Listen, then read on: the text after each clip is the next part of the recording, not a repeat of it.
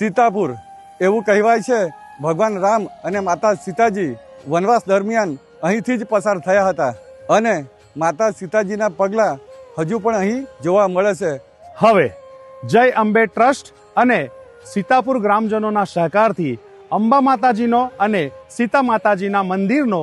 ભવ્ય પ્રાણ પ્રતિષ્ઠાનો કાર્યક્રમ તારીખ 14 માર્ચથી 16 માર્ચ સુધી રાખવામાં આવ્યો છે, જેમાં 14 તારીખે